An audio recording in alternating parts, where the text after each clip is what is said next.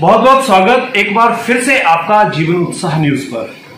और जैसा कि आज हम आपको लेकर चले थे 7 स्टार इंटरनेशनल स्कूल बणी के 12वीं के रिजल्ट की तरफ, जहां पर हमने आपको स्कूल में जो बच्चे टॉप किए हैं साइंस, आर्ट्स और कॉमर्स स्ट्रीम से, उन बच्चों से आपकी बात कराई। उनमें से एक बच्चे के अभिभावक भी आए थे, हमने उनकी भी आपसे बात कराई। तो आपने देखा होगा, सुना होगा कि जो बच्चे गोल लेकर चलते हैं अपना, उनके हमेशा रिजल्ट्स बेहतर आते हैं। और जो बच्चे सिर्फ मेहनत इसलिए करते हैं कि उनको पास होना है या उनको टॉप करना है और उनका कोई गोल नहीं होता है, वो बच्चे ज्यादातर हमने देखा है कि बहुत ज्यादा नंबर्स या तक अचीव नहीं कर पाते हैं, क्योंकि वो अपने गोल के साथ नहीं दौड़ रहे होते हैं।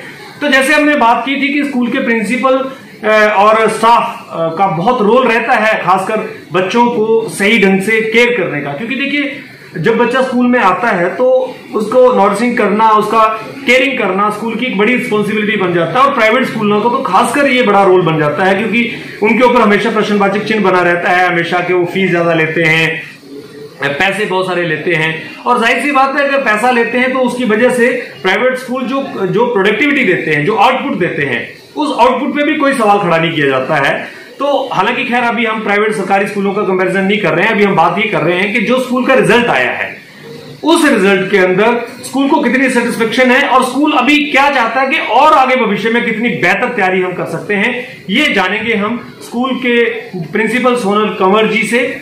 और इसके साथ में हमारे बीच में वाइस प्रिंसिपल भी हैं मैम, उनसे भी हम बात कराएंगे आपकी, उनसे भी समझेंगे कि स्कूल में जब मैनेजमेंट बनता है, जब बच्चों की स्टडी को लेकर बात आती है, तो उस टाइम में बहुत सारे डिसीजंस ऐसे होते हैं जिन डिसीजंस को इनको अपने लेवल पर रिजल्ट के अनुसार लेना पड़ता है कि हमें अपने बच्चों को किस तरह से प्रेजेंट करना है।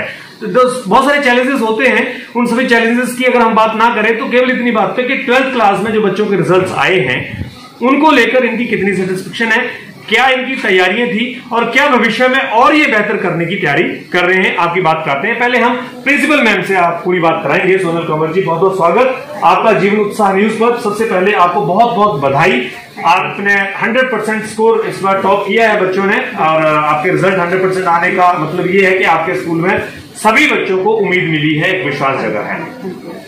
सोनल जी, रिजल्ट तो हर साल ही आते हैं, लेकिन इस बार क्योंकि कोरोना महामारी का दौर भी चल रहा है, बच्चों ने एग्जाम भी उसी भागदौड़ में कहीं ना कहीं कुछ एग्जाम थे जो दिए थे, तो एक बड़ा स्ट्रेस स्कूल की तरफ रहता है कि क्या बच्चों ने किया होगा, नहीं किया होगा। तो ऐसे इशू में और आज जो रिजल्ट आया है उसको लेकर अब आपका क्या कहना है, किस तरह से आप अपनी भावनाएं व्यक्त करेंगे? रिजल्ट से बहुत सेटिस्फाइड हैं। अगर लास्ट ईयर का हम रिजल्ट देखें तो उससे बहुत ज़्यादा improvement we have done in this year. और इस सब के लिए जो है मेरा स्टाफ और पूरी टीम में एक पियोन से लेकर अपने एक वाइस प्रिंसिपल एमडी तक जो है वो लेकर जाऊंगी, क्योंकि एक सिंगल पर्सन का रोल नहीं रहता है, एक पूरी टीम का रोल है। वहाँ एक पियोन भी है, वहाँ एक ड्राइवर भी है। तो जो हमारी एक 7 स्टार की टीम है, उस टीम में इतनी अच्छी अंडरस्टैंडिंग है और वो हमारी चीज़ों को इतनी ईजिली जो है वो समझ जाते हैं कि हमें वहाँ ज़्यादा स्ट्रगल नहीं करना पड़ता है। और एज कंपैरेटिवली अगर हम बात करें लास्ट ईयर के रिजल्ट से, तो लास्ट ईयर भी मेरी आपसे एक बात हुई थी कि नेक्स्ट ईयर जो है definitely we will done better, और वो हुआ है इस बार। जो हमारे बच्चे हैं उनके लिए हम हमेशा ये फोकस करते हैं कि हम उनको किसी चीज़ के लिए फोर्स ना करें। लाइक जैसे हमारे बच्चे 10th पास आउट करते हैं, वी नेवर फोर्स देम कि आप साइंस ही रखिए। आपने देखा है अमीशा जो हमारी आर्ट्स की टॉपर है, तो she was the topper of 10th itself when she opted arts. तो बहुत सारे क्वेश्चंस आए थे माइंड में कि ये अच्छा बच्चा है और ये आर्ट्स में जा रहा है, लेकिन अगेन पेरेंट्स का और हमारा सपोर्ट रहा। और इस सेशन का अगर रिजल्ट देखें तो again she had done marvellous job, she scored 99 marks in political science, और डेफिनेटली वो आने वाले टाइम में एडमिनिस्ट्रेटिव लाइन में बहुत अच्छा करेगी। तो ये हमारा स्पेशल मोटिव रहता है कि जो भी बच्चा अपना करियर चूज करता है वो अपनी विल से करे और उसको उसका आगे का स्कोप भी पता रहे।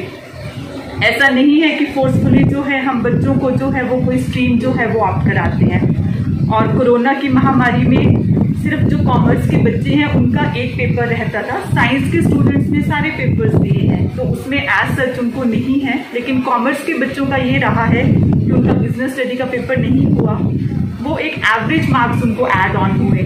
तो वहाँ पे स्कोर से मैं थोड़ी सी डिससेटिस्फाइड हूँ, लेकिन CBSE ने ऑप्शन दिया है कि अगर कोई बच्चा उसमें अपना जो है वो स्कोर इम्प्रूव कर सकता है तो वो अगेन उस पेपर के लिए अपीयर हो सकता है। लेकिन I am very satisfied with the scoring of science and arts. और नेक्स्ट ईयर के लिए डेफिनेटली अबव 96 जो है हम प्लान करके चले हैं कि 96 से अबव जो है हम लेके चलेंगे। इसके साथ साथ मैं एक और चीज़ अपने दिमाग में रखती हूँ कि स्कोरिंग के साथ साथ हम बच्चों को ये बोलते हैं कि बेटा आप after 12 try to crack entrance examination. अगर आप स्कोर बहुत अच्छा करते हो और आप आगे कोई टेस्ट क्रैक नहीं कर सकते हो देन अगेन उसका कोई फ़ायदा नहीं है। तो हमारा जो 12th का और +1 का जो कोर्स रहता है उसमें साइंस में हम कम्पिटिटिव उसको साथ साथ लेकर चलते हैं, जिसका बेनिफिट बच्चे को आपके बोर्ड एग्जाम में भी रहता है और साथ में आपके जो है वो एंट्रेंस एग्जाम में भी रहता है। जी सोनल जी, जैसे अभी आपने 2-3 चीजें बड़ी अच्छी बताई कि हम स्कूल के इस विजन को लेकर चल रहे हैं, 96% को आगे हम टारगेट लेके चल रहे हैं। मेरा ये व्यक्तिगत मानना है कि स्कूल का ज्यादातर जो एक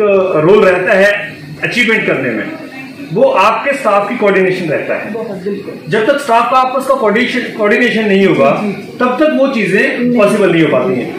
तो ऐसे में स्टाफ की कोऑर्डिनेशन को लेकर और बच्चों के बीच में आपस में तालमेल बिठाने को लेकर आप क्या रोल निभाती हैं जो आपको लगता है कि इस तरह से ये पॉसिबल हो पाता है? उसके लिए मेरे जो वाइस प्रिंसिपल मैम है ये मेरे लिए जो है वो गोल्डन चैम है। तो ये बहुत इम्पॉर्टेंट रोल प्ले करते हैं बिकॉज यही मैम है जो थोड़ा रिस्पॉन्सिबिलिटी देखते हैं पूरा जो बोर्ड एग्जामिनेशंस है। तो काफ़ी प्लानिंग चलती है हमारी और हम जो भी प्लान आउट करते हैं वो हमारा एक आप ये बोलो मोनोपोली नहीं होती कि मैंने और मैम ने कुछ डिसाइड कर दिया वो हमने इम्प्लीमेंट कर दिया टीचर्स पे।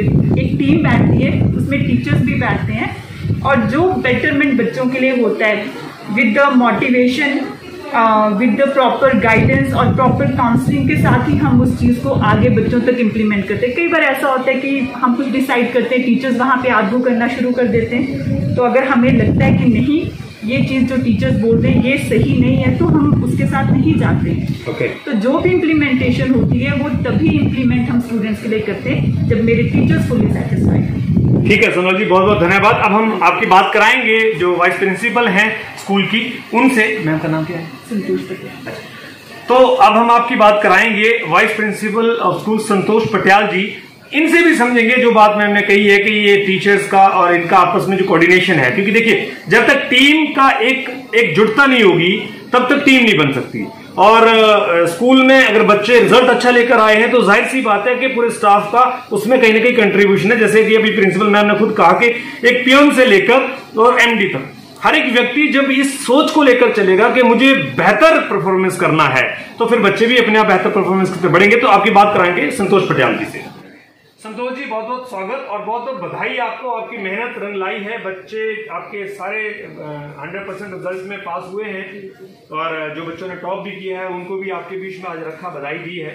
संतोष जी, क्या चैलेंज आते हैं बच्चों को डील करने में एक एज ए वाइस प्रिंसिपल होते हुए, और उन बच्चों को भी आप एक मैसेज देना चाहते हैं जो बच्चे आपकी बातों को इग्नोर कर देते हैं और जो बच्चे आपकी बातों को मानते हैं, सुनते हैं, समझते हैं, उनका क्या रोल रहा है इस सफलता को लेकर? एक्चुअली हम लोग जब स्पेशली टीनेजर बच्चों के साथ डील करते हैं तो उसमें थोड़ा सा पार्ट ये रहता है कि इंडिविजुअल डिफरेंसेस होते हैं। हर बच्चा अपने अकॉर्डिंगली थिंक आउट करता है। तो सबसे पहले तो हमें उनको मोटिवेट करना होता है कि बेटा आपको आपका जो टारगेट है वो है क्या जी। और उसको अचीव करने के लिए हम लोग एक स्ट्रेटेजी प्लान करते हैं, ठीक है। उसमें कई स्टूडेंट ऐसे भी हैं जो थोड़ा सा स्टार्टिंग टाइम में डेविएट हुए थे कि हम लोग जो है वो मतलब इस तरीके से प्लानिंग नहीं करेंगे, बट लेटर ऑन हमारा ये पार्ट था कि जैसे हमने स्ट्रेटेजी फ्रेम की, टीचर्स के साथ डिस्कस किया एंड उसके बाद जो हमारे स्टूडेंट्स हैं स्पेशली हम उनकी साइकोलॉजिकल काउंसलिंग करते हैं कि बच्चा जो है वो करना क्या चाहता है। फिर उन सभी चीज़ों को कोऑर्डिनेट करके देन हमारी टीम है, जो भी हमारी PGTs की टीम है, उनके साथ टाइम टू टाइम डिस्कशन होता है। देन लेटर ऑन जो हमारे सराउंडिंग में टॉपर्स हैं या बोर्ड रिजल्ट्स हैं हम उनको भी टैली करते हैं। फिर उन सभी चीज़ों को टैली करके एक प्लान बनाया जाता है जिससे कि हम फोकस करते हैं कि बेटा आपको इतना टाइम अपनी स्टडीज़ पर देना है, इस तरीके से आपने सैम्पल पेपर्स जो है वो उनको क्रैक करना है, या उनको आप सॉल्व करेंगे, जितने सैम्पल पेपर सॉल्व करेंगे उनके लिए आप टाइम देंगे तो आप जो है वो अचीव कर सकते हैं इस टारगेट को। हालांकि इसमें आपका जो टॉपर है उसमें 1-2 पार्ट में मैं थोड़ा सा डिससेटिस्फाइड हूँ। बाकी जो पार्ट था, जो हमने गोल प्लान किया था, उसके अकॉर्डिंगली बच्चे जो हैं वो पूरा ठीक उतरे हैं अपने स्कोर में।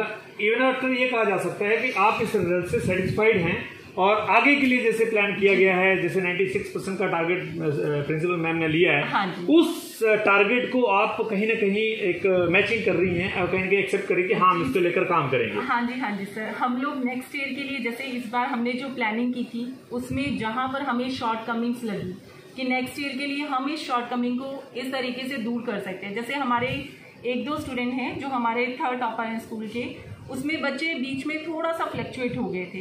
एक्चुअली बच्चों को ये लगता है कि अगर हम स्कूल में जाते हैं तो हमारा टाइम जो है वो वेस्ट होता है, हम लोग प्रॉपरली तैयारी नहीं कर पाते। पर मैं उन बच्चों को ये मैसेज देना चाहूँगी कि अगर आप स्कूल में आकर प्रॉपर वे में जो टीचर्स आपके लिए प्लान कर रहे हैं उस स्ट्रेटेजी को फॉलो करते हैं, देन इट्स 100% कि आपका स्कोर जो है वो 95-96% बड़े आराम से पहुंचेगा।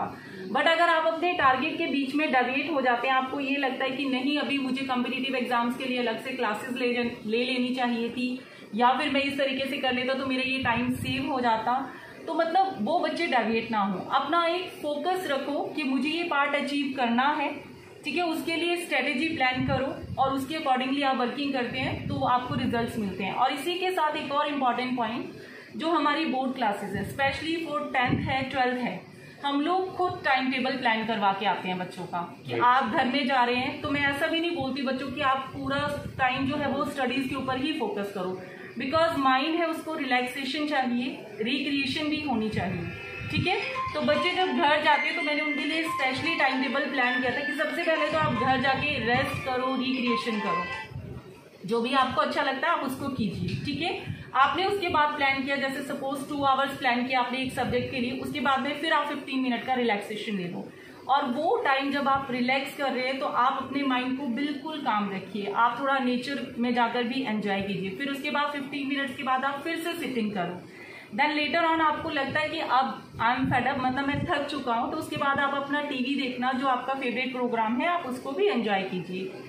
उसके बाद के आपके शेड्यूल, मतलब आपने इसी तरीके से जो टाइम टेबल था उसको डिवाइड किया था, तो जो हमारे बच्चे हैं मतलब उन्होंने इस पार्ट को फॉलो किया, और उसके बाद टाइम टू टाइम मैं बीच में जाकर उनका चेक भी करती हूँ कि आप लोग जो है वो उस टाइम टेबल को फॉलो कर रहे हैं नहीं कर रहे हैं, तो वो भी इम्पॉर्टेंट पार्ट रहता है। बिकॉज अगर हम कोई भी पार्ट कर रहे हैं, अगर हम उसके लिए प्रॉपर प्लानिंग नहीं करते हैं, टाइम मैनेजमेंट नहीं करते हैं, तो हमें सक्सेस कम मिलती है। अगर हम टाइम मैनेजमेंट के साथ जाके प्रॉपर स्ट्रेटेजी प्लान करते हैं तो स्टूडेंट को सक्सेस जरूर मिलती है। जी बहुत बहुत धन्यवाद संतोष जी आपका, और एक बार फिर से हम आपको बहुत बहुत बधाई देते हैं, सभी बच्चों के पेरेंट्स को भी बधाई देते हैं। लेकिन अभी जैसे स्कूल प्रबंधन जो है, जो बच्चे टॉप आए हैं उनको अवार्ड देकर सम्मानित करना चाह रहे हैं, और ये प्रोग्राम इन्होंने किया, हम आपको वहां लेकर चलते हैं, उस प्रोग्राम का भी आपको हम पूरा जानकारी देते हैं। और इसके साथ साथ में हम आपकी बात स्कूल के जो मैनेजिंग डायरेक्टर हैं संदीप कंवर जी, उनसे भी आपकी बात कराएंगे, और उनसे भी स्कूल की आगे की प्लानिंग्स को लेकर कितना रोल वो निभा रहे हैं और कितना आगे वो निभाने का प्लान कर रहे हैं मिलाएंगे। बहुत बहुत धन्यवाद आपका,